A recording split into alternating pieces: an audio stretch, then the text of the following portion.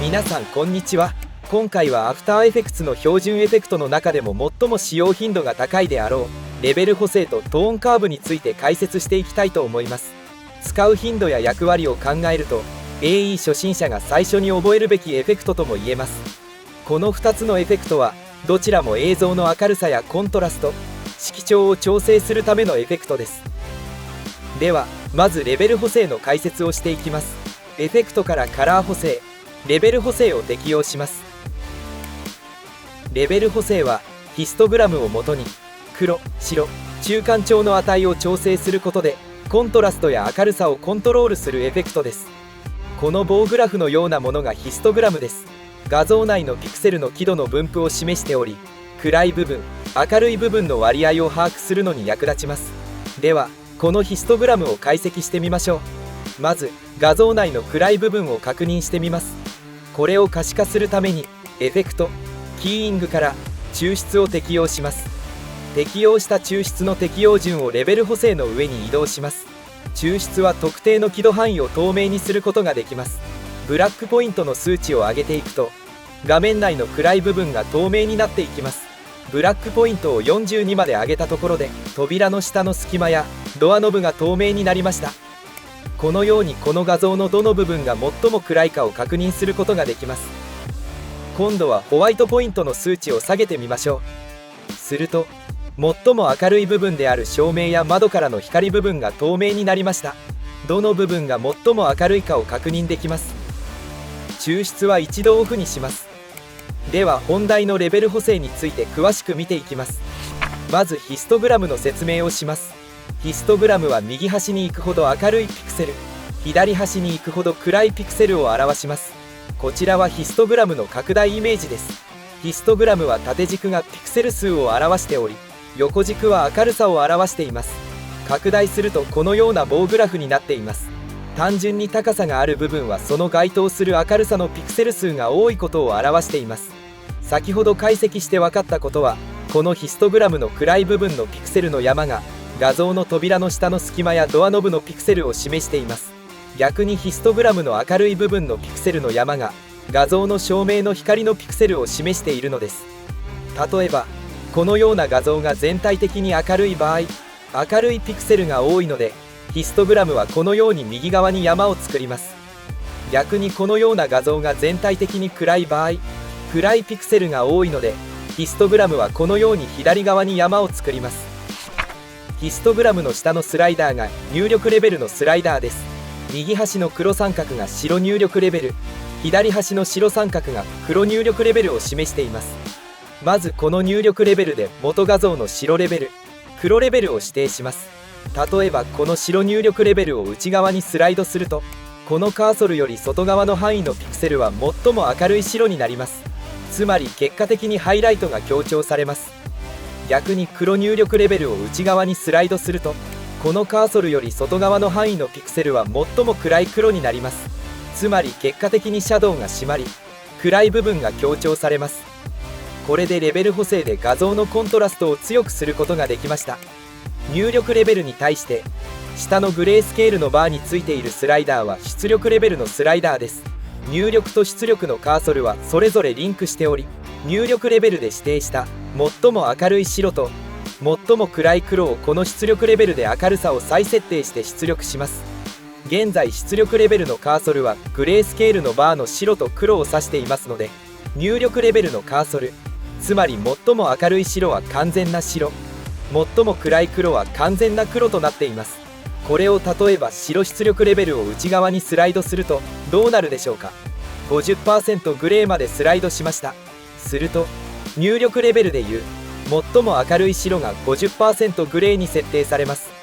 ヒストグラムでいうこのピクセル部分がどうなっているかを見てみましょう。この画像の最も明るい部分は照明の光部分なので、情報パネルで数値を見てみましょう。情報パネルを見るとやはり 50% グレー並みに暗くなっているのが分かります。黒出力レベルも同じです。内側にスライドすると最も暗い黒が明るく設定されるので、黒が浅くなっていきコントラストが弱まっていきます。一度リセットします。なのでこの出力レベルのカーソルを入れ替えると当然画像が反転します。これは最も明るい白が黒に、最も暗い黒が白に設定されたからです。エフェクトのチャンネルの反転を適用した時と同じ効果が得られます。元に戻します。細かい説明をしてきましたが、レベル補正の基本的な使い方としては、白入力レベルを内側にスライドするとハイライトを強調し、黒入力レベルを内側にスライドするとシャドウを強調します。これでコントラストを強めることができます。そしてこの間にあるグレーの三角はガンマといって、中間の明るさを調整できます。これが主な使い方なので、使い方はシンプルで分かりやすいです。そしてレベル補正でコントロールできるチャンネルには RGB の他に赤チャンネル、緑チャンネル、青チャンネル、アルファチャンネルがあります。例えばこの写真は少し赤っぽいですよね。この画像の RGB チャンネルを個別に確認してみましょう。コンポジションパネルの下の RGB のアイコンで表示を切り替えられます。赤チャンネル、緑チャンネル、青チャンネル、アルファチャンネルを切り替えられます。この赤チャンネルが他のチャンネルより白くなっているのがわかると思います。これは赤チャンネルの要素が画像内に多く入っていることを表しています。逆に青チャンネルが暗いということは、画像内に青チャンネルの要素が少ないことがわかります。レベル補正は RGB チャンネルを個別にコントロールできるので、赤チャンネルを選択した上でコントロールしてみましょう。赤チャンネル要素を減らす調整をします。つまり赤チャンネルを暗くします。少し画面が黄色いので、緑チャンネル要素も減らします。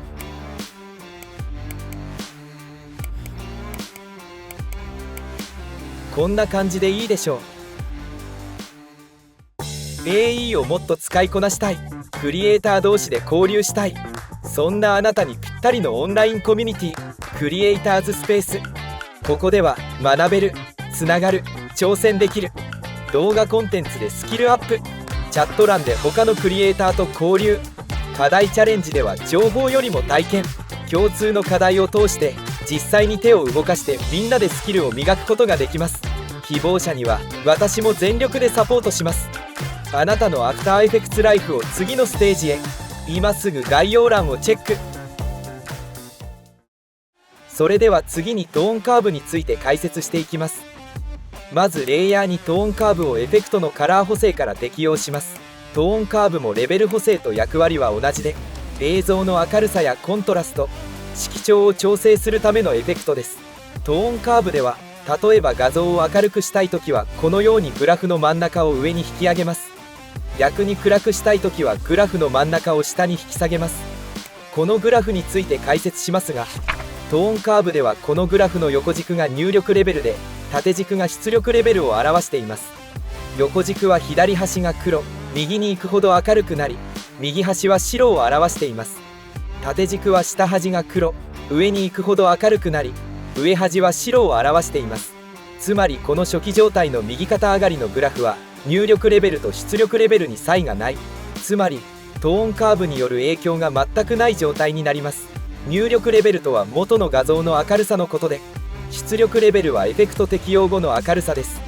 このグラフはどこをとっても入力と出力で変化がないグラフです。これをこのようにグラフの真ん中を上に引き上げるとします。するとどうなるか。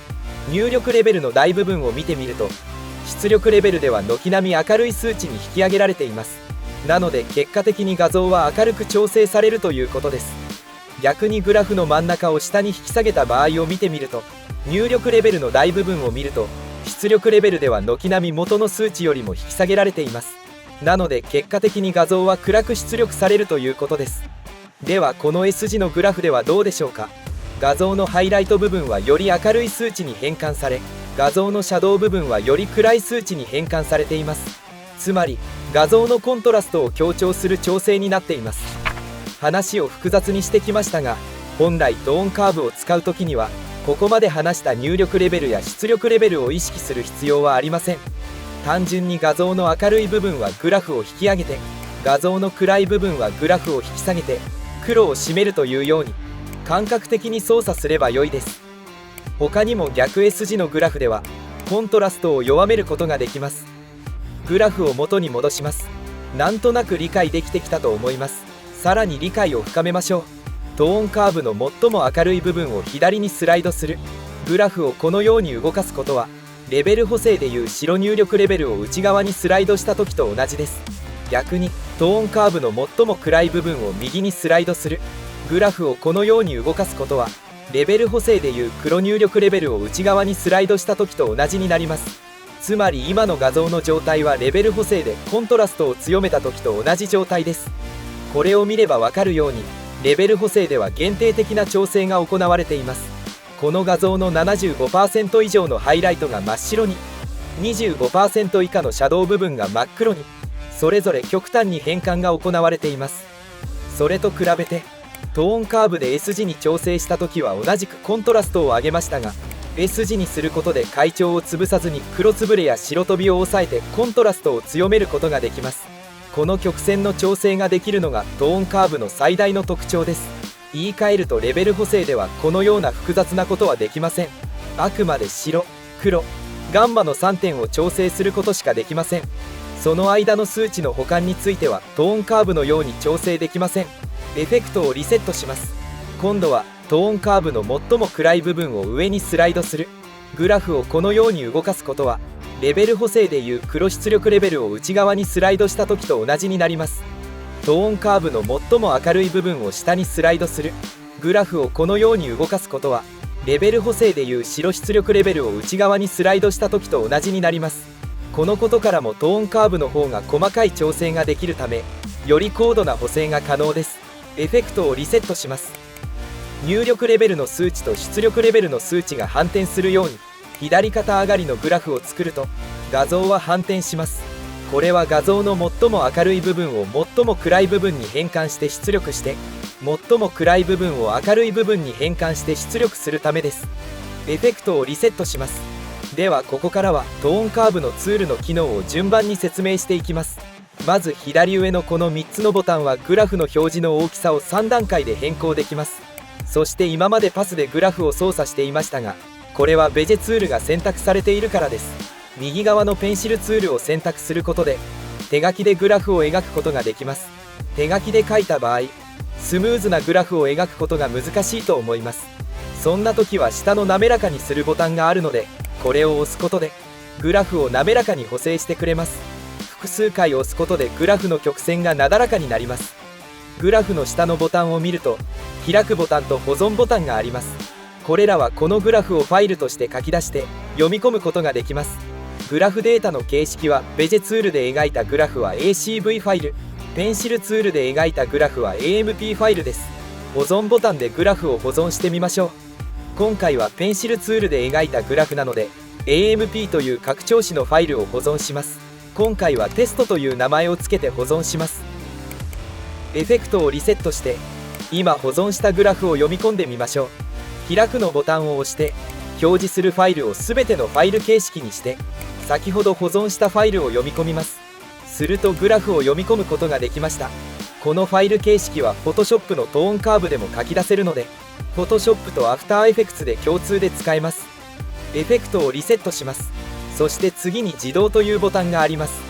自動ボタンは画像の最も明るい値を白に最も暗い値を黒にマップしてからその間の値を自動で割り振ります。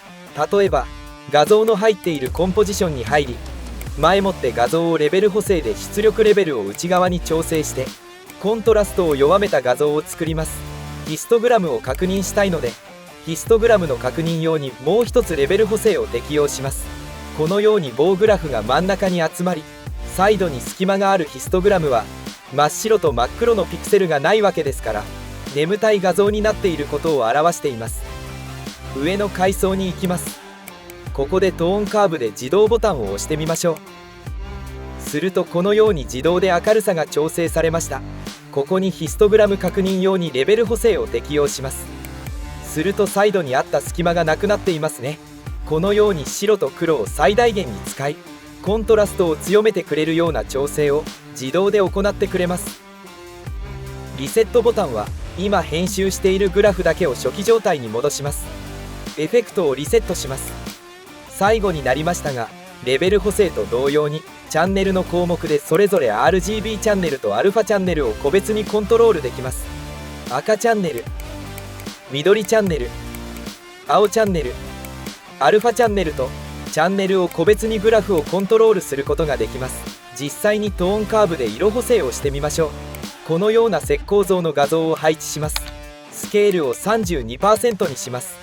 エフェクトからブラーカメラレンズを適用します。ブラーの半径を13にして画像をなじませます。部屋の画像が赤っぽいので補正します。トーンカーブのチャンネルを赤チャンネルにします。赤チャンネルのグラフを下に引き下げて赤みを抜きます。